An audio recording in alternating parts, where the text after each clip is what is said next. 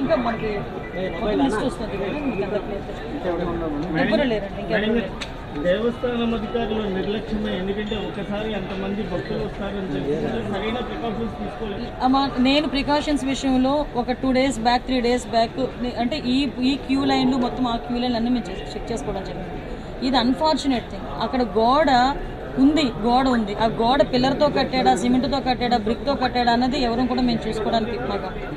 కానీ విషయం ఏంటవుతుందంటే అక్కడ విపరీతంగా వర్షం పడింది. మీకు తెలుసు, మీరు ఆ టైంలో ఉన్నారు.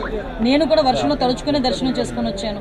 నేనే కాదు, పట్టు వస్త్రాలు సమర్పించడానికి వచ్చిన రెవెన్యూ మినిస్టర్ గారు కూడా వర్షంలో తడుచుకుని వెళ్ళారు. భారీ వర్షంలో తడుచుకుని వెళ్ళాము. ఈ వర్షం నేను దర్శనం చేసుకుని బయటకు వచ్చాను. ఇలా ఇన్ఫర్మేషన్ వచ్చింది గోడ కూలిందని. 1 or 2 injuries అన్నారు. అయినప్పటికీ కూడా నేను వచ్చి చూస్తానని చెప్పి నేను పుట్అవుట్ని వచ్చాను.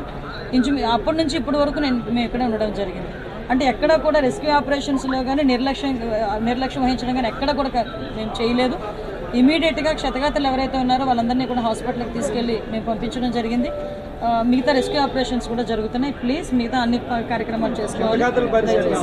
అందరూ కూడా బాగున్నారండి. ఏ టైంలో కన్స్ట్రక్ట్ జరిగింది, ఏ స్కీమ్లో కన్స్ట్రక్ట్ జరిగింది, ఎవరు కాంట్రాక్టరు, ఎవరు ఇంజనీరు, ఎవరు క్వాలిటీ కంట్రోల్ ఎవరు చేశారు, ఎవ్రీథింగ్ మేము ఇందులో ఎంక్వైరీ చేసుకుంటాం. ఎందుకంటే ఇక్కడ ప్రాణాలు కోల్పోయాం.